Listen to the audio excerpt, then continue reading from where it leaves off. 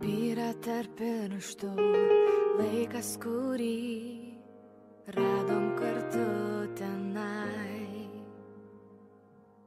Nyksta, išnyksta žodžiai šilti, tie, kurias man sakei. Tuo patikėti man per sunku, aš netikėsiu. Bent truputį laimės tu man palinkėk, prašau.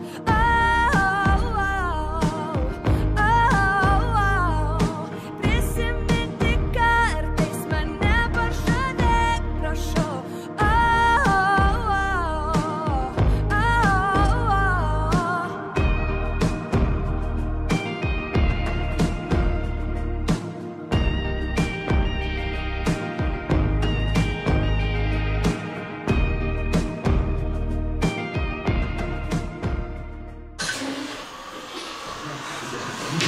Taigi šiandieną mūsų tema – Antano šeimos gyvenimo ir kūrybos kelias. Ar girdit mane? Jo. Labai aišku. Kaip pavargau nuo mokslų. O aš dar labiau. O aš dar labiau. Liko 100 dienų dar. 2400 valandų. Ir 8,5 milijonų sekundžių. Tai ką dabar darysim? Šiandien šimtą!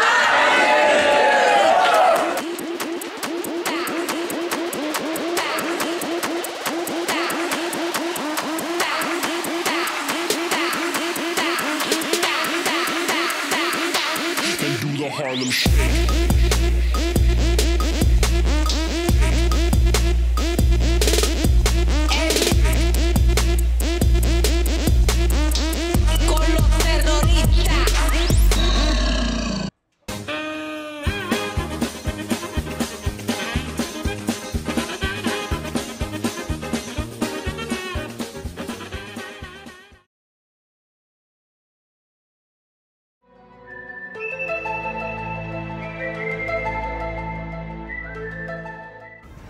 Aironai, kokį įvykį labiausiai atsimeni iš mokyklos?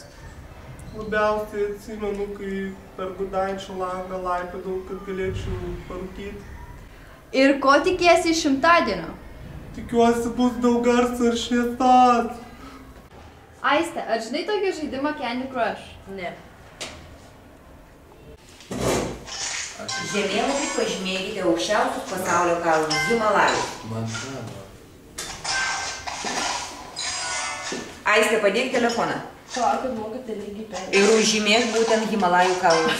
Akvilė, kaip ruošiesi egzaminam? Aš esu labai susikaupusi, nusiraminusi, labai rimtai žiūriu į egzaminus ir į visą mokyklą. Tai yra mano ateitis.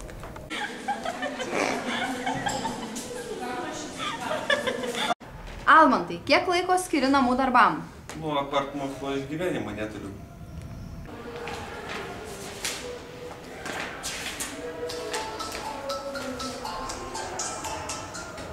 Darau. Kur? Į miestą? Gerai, dar tiek nereikia, kad aš Daumantai, koks mokomasis dalykas tau labiausiai sekasi? O kas tas yra? Kas tas mokomasis dalykas? Deividai, kokį kontrolinį esi nusirašęs? Ты лучше спроси, который я не списывал. Dominika, kaip tau sekasi sportiniai šokiai? Esu gera šokėja, daugelių konkursų nugalėtoja. Labai daug treniruojuosi.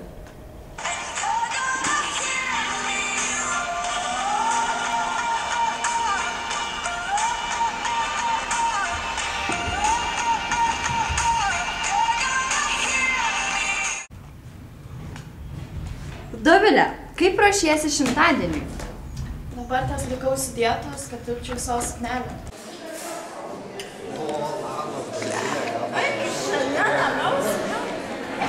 Edvinai, ar mokomieji dalykai daro įtaką tavo gyvenimui? Iš tikrųjų tai ne, bet nors jo. Vieną kartą per biologiją mokėmės apie bakterijas, tai nuo to laiko, kai nusišlapinu į pisuaro berniukų tualetą, negaliu nuleisti vandens, nes bijau užsikrėsti.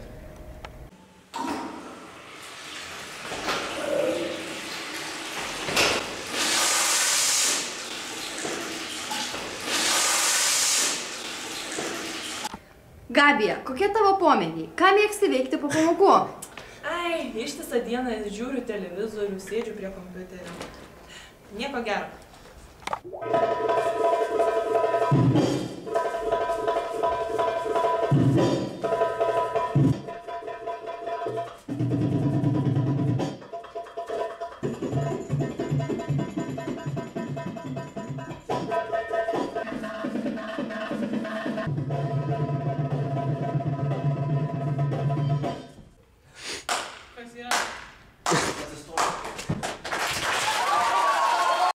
Kokia mėgstamiausia jūsų pamoka? Nu tai matematika. Koeficientas, jau Čia ką nors supranti? Ne. Henrikai, koks tavo gyvenimo kredo? Durnam mokykla nepadės, o protingam nereikalingai. Jolita, kaip tau sekasi dailės pamokose? Puikiai važinėjau po visą pasaulį įvairiausias dailės parodas, laimiu pirmas, antras vietas. Mokykloje kabina visur mano paveikslų. Nu, turi? Turiu visada. Jurgi, ar tausoji mokyklos inventorių? Jo, nešos nuo, kad nieks nesugadintų. Mantai, ar esi kada nors ėmęs kyšį už namų darbus? Baik tu juokus, niekada gyvenime. Padariau. Turi pinigus? Visada? Visada. Visi. Gerai, davai. Mantai, ką manai apie Lietuvos švietimo sistemą?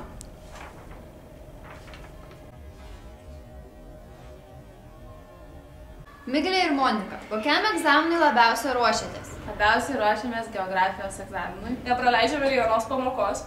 Mokiname žemėlapį Skaitome informaciją internete. ir labai mylime savo geografijos mokytoją.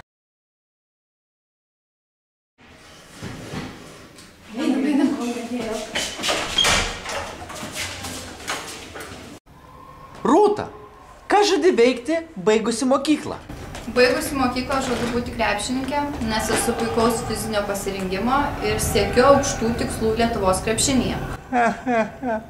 Sieks aukštumų, blemba metras nuo žemės.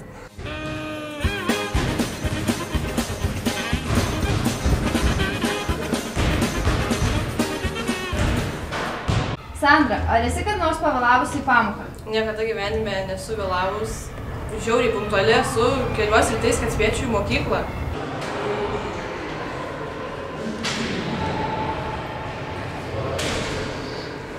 Viktorija, ar tu dažnai juokiesi? Visiškai nesijuokiu. Mūsų mokykloje vyrauja rinkos ekonomika. Cigarečių kaina priklauso nuo paklausos. Tautvydai, kada paskutinį kartą darei anglų kalbos namų darbus? 12 dar nuėjęs nebuvau, 11 nedariau, 10 nebuvau, tai ką žinau, prieš 5 metus.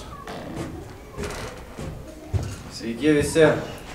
Kadangi 12 klasės liko tik 100 dienų, tai norėčiau prisipažinti, visada dainavau pagal fonogramą. Bijau, kiek esi praleidęs pamokų nuo 6 klasės? Nuo 6 klasės nemažai laiko jau praėjo, bet manau būtų apie 1989. Na žinot, dabar 12 klasė, egzaminai, reikėjo sumažinti skaičių.